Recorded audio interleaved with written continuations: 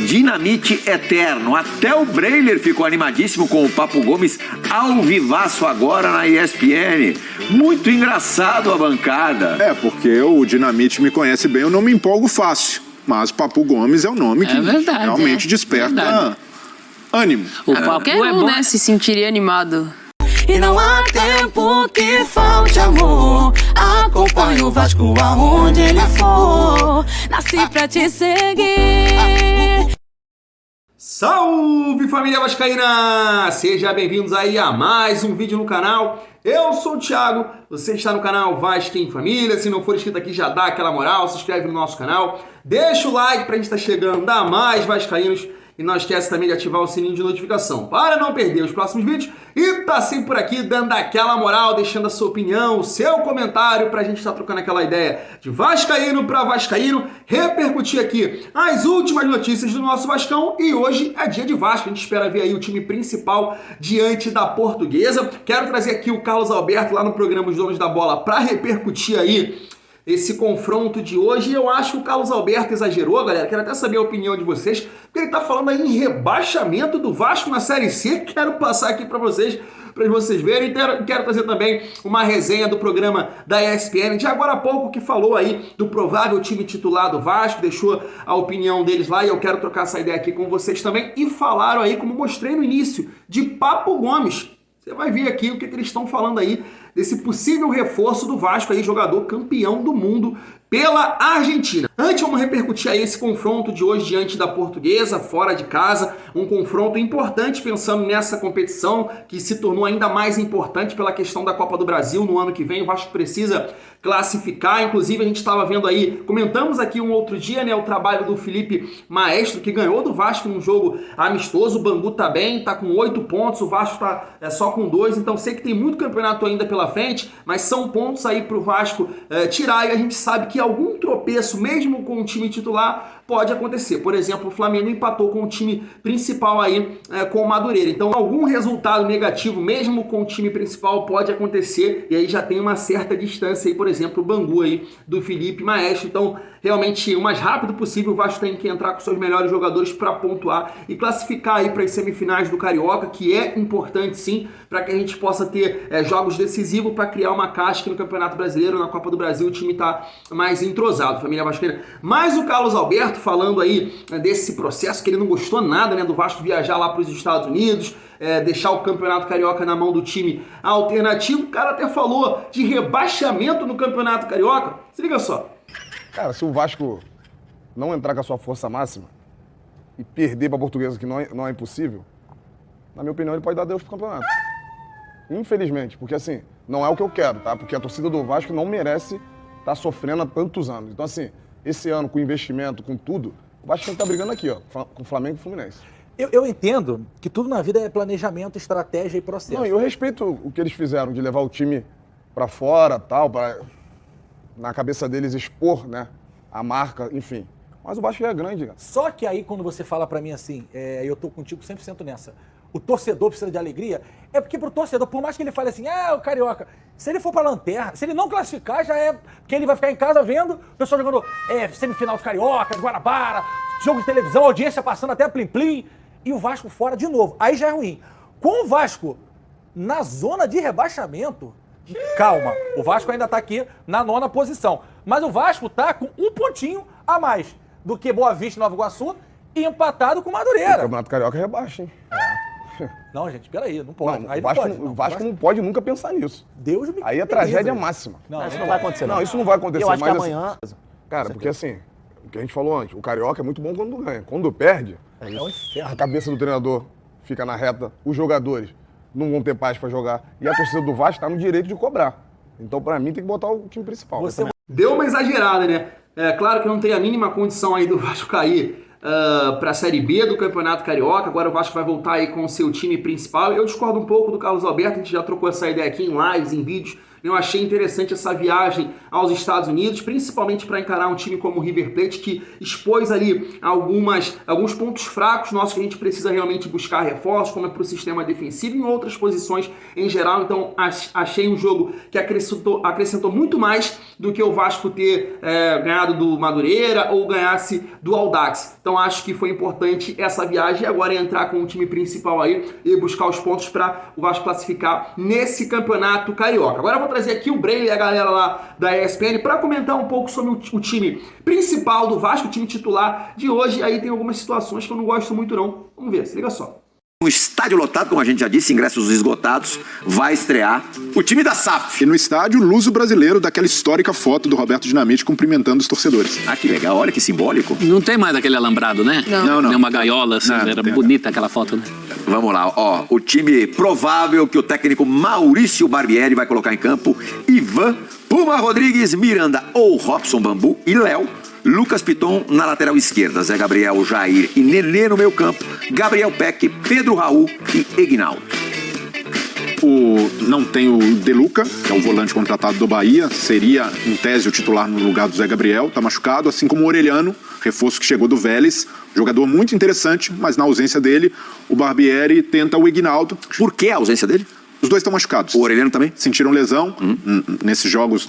O De Luca até mesmo anterior à Florida Cup, ele nem vai, mas é um Vasco que tenta se formar, como o Botafogo no ano passado, porém o Vasco a vantagem de começar isso ainda na pré-temporada, de dar um tempo a mais para o treinador, mas é um grande desafio, porque existe não só a renovação praticamente inteira do elenco e do time titular, a gente vê um Vasco muito diferente do que terminou a Série B e com a perda significativa do Andrei, mas é o único jogador de fato daquele elenco do ano passado que deixa alguma saudade, e um Vasco que quer mudar o estilo de jogo, que quer fazer um jogo mais propositivo, até pelas ideias que o Barbieri tem. Então, quando você tem um time novo, jogadores se conhecendo e uma ideia que é legal, próspera e pode dar frutos, mas que num primeiro momento também pode ser que não encaixe, o Vasco tem um desafio grande de usar o estadual. Existe uma pressão por títulos, até expectativa da torcida. Pô, já no estadual esse time tem uma cara diferente, mas a prioridade é terminar o estadual com o time estabelecido.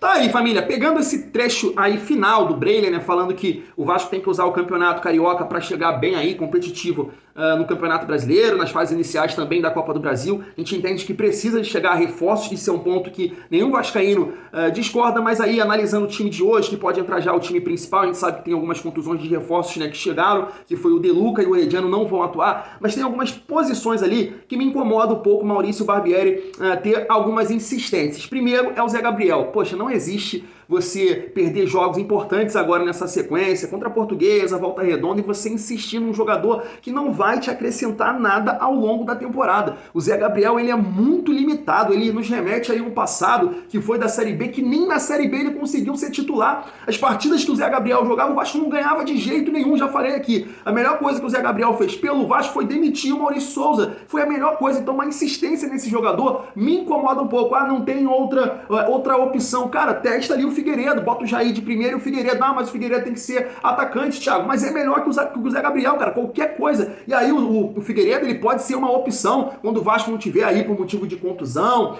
de cartão, que por mais que a maioria dos torcedores do Vasco acredite que o Figueiredo possa ser melhor utilizado como atacante. Mas, porra, o Zé Gabriel não dá. E aí outras situações também que me incomodam um pouco é o Peck ali como ponta esquerda. Eu sei que o Herediano tá machucado, mas essa questão de tentar uma outra solução, uma outra questão. E o Nenê também, cara, porque o Nenê é um cara que tem contrato só até o final do Carioca, e eu acho que já era o momento, por mais que ele talvez não esteja 100% fisicamente, de colocar o Teixeira ali. Porque se ainda não chegasse a cereja do bolo, esse camisa 10, eu acho que o Vasco teria que ir testando o Teixeira e o Marlon Gomes. E aí o Nenê entraria no decorrer do jogo, já pensando no planejamento futuro, já pensando em Copa do Brasil e Campeonato Brasileiro.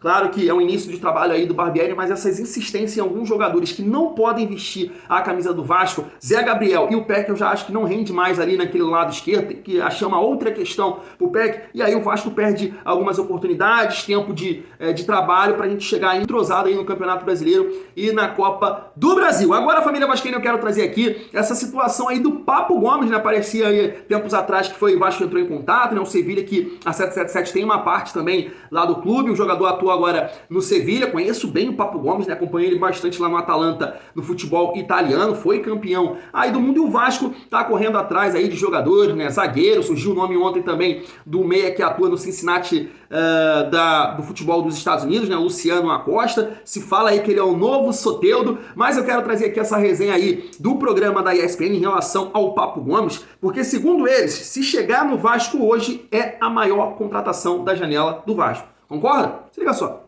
Tá de reposição. Você quer um campeão do mundo pela Argentina no Vascão? Opa! Ele que eu... Não é ele, não é ele. Tá acabando o contrato com o PSG. Não, mas esse acho que não dá. Esse não vem. Mas a gente vai ver um tweet de um jornalista da Torneios de Competência da Argentina que tá dando ali uma, não sei se é uma informação, mas ele deve ter recebido algo nesse sentido sobre Papo Gomes. Bom jogador, muito bom jogador, titular durante boa parte da era Scaloni. Na Copa começou titular contra a Arábia Saudita, perdeu a posição e não voltou. Falando que é o César Luiz Merlot, que há negociações entre Vasco da Gama e Sevilha por Alejandro Gomes, o Papo Gomes. É uma figuraça, gente boa pra caramba. Ele é adorado pelo elenco da seleção argentina, pelo grupo da seleção argentina. Que está dizendo que tem um acordo entre os clubes e o Papo está disposto a vir ao futebol brasileiro. Papo Gomes teve um grande momento na Atalanta, jogando aberto pelo lado esquerdo, com velocidade e capacidade de criação. A gente está vendo ele pelo Sevilha, mas é um jogador que já está também na Copa do Mundo, isso ficou evidente, até pela dificuldade de jogo, entrando numa fase mais descendente. Mas para o futebol brasileiro, um jogador que poderia ajudar muito a qualificar o elenco. Já trouxe o Orelhano, mais jovem, para ser esse jogador de projeção e não com a responsabilidade de dar certo já no primeiro ano. Aí já é o Vasco pensando no médio e longo prazo. Mas para encaixar, para chegar e jogar, é um reforço muito interessante. Então já é um Vasco que está se movimentando, que reconhece essas carências e reconhece principalmente que não dá para se limitar só a esse time que tem por enquanto. Em termos de nome, seria o principal até aqui da SAF. É o mais pesado. Eu sinto nesse Vasco assim faltando complementos para as duplas, né? Um companheiro para o Léo, um companheiro para o Jair, um companheiro lá na frente, pro Pedro Raul, né? Composição do time mesmo. Não estou nem falando de elenco, estou falando do time, de um time titular mais confiável. Se vê o Papo Gomes, é festa. Também seria uma atração acima de tudo. E pro negócio da SAF, bem interessante aquela coisa que eu falei, para não deixar o fogo apagar. Você preferiu o McAllister, né, Breler? Ele queria o Messi mesmo. Outro Messi, vamos, né? Messi nem vou falar. Não, mas o McAllister também ajudaria. Pro lugar do Nenê encaixaria bem. Depois. De Maria, não? O Enzo Fernandes. Di Maria ajuda. Di Maria dá pra trazer, hein? Ajuda, sem a bola, uma bola. Olha lá, Di Maria e Pedro Raul. Uma bola muito. Daria liga essa dupla. Mas o torcedor, a gente brinca, né? O torcedor, dá pra contratar aí no mercado. Não é característica desse tipo de investidor buscar nome de impacto. Até o Papo Gomes chama atenção, porque não é um jogador que vai ter revenda. Então, não vai, mas sabe que para esse momento... Tem retorno esportivo. Exato. O Botafogo, por exemplo, contratou o Tiquinho Soares. Um jogador que já está rodado, já fez a trajetória dele na Europa, mas precisava para qualificar o elenco. Então, é esse equilíbrio, mas o perfil de contratação é de cara como o Papo Gomes. Tudo bem que já está começando a entrar na fase descendente, mas rende pelo menos mais uns 2 anos em alto nível. Tá aí, família vascaína, é uma possibilidade, né, já que o jogador quer atuar no futebol brasileiro, e o Vasco hoje realmente está com uma estrutura bacana, né, junto com a 77, salários em dia, e é um time que procurou o Papo Gomes. Então, se realmente haver esse acordo aí com o Sevilha, acho que o Papo Gomes pode chegar no Vasco. Como foi dito aí pelos jornalistas, né, seria a maior contratação do Vasco nessa janela. É um jogador que, fez sua carreira no futebol europeu, lá na Atalanta, chegou em jogos decisivos na Liga dos Campeões, mas como eu disse aqui em uma outra análise que eu fiz do Papo Gomes, é um jogador que pode até jogar ali pelo meio do campo como organizador, mas aonde ele gosta de jogar sempre foi pelo lado esquerdo, até uma posição que o Vasco necessita, né? O Vasco não contratou nenhum atacante pelo lado. Mas aí, se você parar para pensar, que o Vasco nesse lado esquerdo tem o Piton, que é um jogador que apoia bastante, e aí deixa a desejar ali no sistema defensivo, e você ter o Papo Gomes por ali, que já não vai conseguir ajudar muito o Piton a fazer aquela questão tática, né? Ajudar o sistema defensivo, porque já tem 35 anos, então são pontos aí que a gente vai ter que analisar. começar, vai ser uma esquentação de cabeça aí pro Maurício Barbieri, mas tecnicamente o Papo Gomes é um bom jogador. Não é um jogador rápido, que dribla bem, tem boa técnica, com certeza ia agregar tecnicamente, apesar da idade. Eu venho falando isso aqui, falei até do Rodrigo Moedo, que a galera discordou totalmente de mim, que a idade não me incomoda. Se o cara estiver bem fisicamente ainda, porque eu até citei como exemplo o Zé Gabriel. O Zé Gabriel é novo e, pô, não tem a mínima condição de jogar no Vasco. Seria um jogador interessante para chegar, para ajudar, mas eu acho que teria que ter um esquema de jogo aí para ajudar nessa questão da recomposição, porque o Papo Gomes já não tem físico para isso. Ia ser um cara que, para ser voltado aí pro ataque e ajudar. Técnica, bom jogador, ele é. Mas vocês concordam aí com a galera da ESPN que seria a maior contratação da janela do Vasco, tendo aí Pedro Raul, Jair, Ivan, seria o Papo Gomes? Vamos trocar essa ideia e, claro, torcer aí para que o Vasco possa somar os 3 pontos aí pra gente buscar essa classificação no Campeonato Carioca. Primeiro, Vascaína, se gostou do vídeo, senta o dedo no like, não se esquece também de se inscrever aqui no nosso canal. Vou ficando por aqui, tamo junto e é muito bom ser Vasco.